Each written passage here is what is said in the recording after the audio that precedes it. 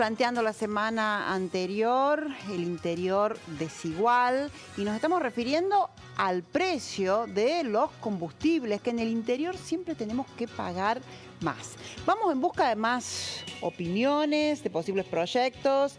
Creo que estamos en condiciones de dialogar con el diputado electo, Carlos Gutiérrez. Carlos, buenas tardes, ¿nos escucha? Buenas tardes, Vanina, perfectamente. Bien. Bueno, queremos opinión con esto que venimos ya planteando desde la semana anterior, el interior desigual. ¿Por qué tenemos que pagar más caro el combustible? No hay ninguna razón. Simplemente es lo que se repite una y otra vez, que nosotros vinimos denunciando desde hace tanto tiempo, que tantas otras cuestiones donde el interior no tiene un trato igualitario que la ciudad de Buenos Aires. Así que no hay ninguna razón técnica para que exista entre un 10 y hasta un 12% de diferencial en el precio de las naftas entre Buenos Aires y el interior. Pensemos que la super, por ejemplo, en Buenos Aires, si usted está allá, si ustedes estuvieran allá, la pagan 47 pesos y acá la pagan casi 52.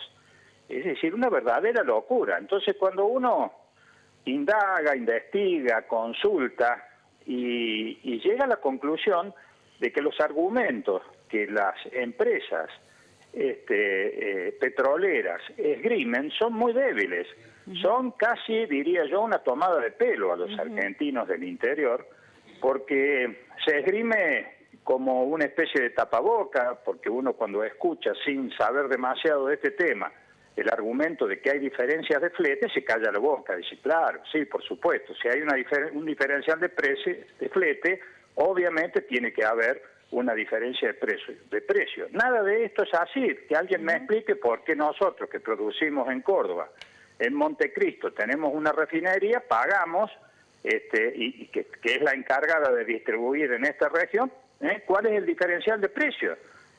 Cuando nosotros decimos el 20% se importa de combustible, esa importación de combustible que luego se distribuye al interior del país, bueno, también debe tener un diferencial de precio. Resulta que ese combustible se distribuye por oleoducto, no por transporte. Entonces, por el lado que uno lo mire, no hay ninguna razón técnica de peso importante que uno pueda realmente estar sopesando al margen, porque todo esto que estamos hablando es al margen de la política general de readecuación de las tarifas, que es otra discusión. Pero si encima de que tenemos esas tarifas aplicadas en muy corto tiempo y que lastiman el bolsillo de argentinos que la estamos pasando mal, que exista encima un 10, un 12% de diferencia sin ninguna razón entre la ciudad de Buenos Aires y el interior, la verdad que uno, una vez más, si no fuera porque está acostumbrado, tiene ganas realmente de decir hasta cuándo esto va a suceder así. ¿Cuál es entonces tal vez lo que uno pueda imaginar, pero no muy lejos de la realidad, que es lo que sucede? Bueno, sucede que en la ciudad de Buenos Aires, en el famoso AMBA, bueno, allí está la vidriera donde las empresas petroleras necesitan marcar que el precio al cual se vende el combustible es ese que está allí o que está fijado allí en el surtidor, que los porteños pagan, cuando todos sabemos que acá pagamos, vuelvo a decir, un 10, un 12% más.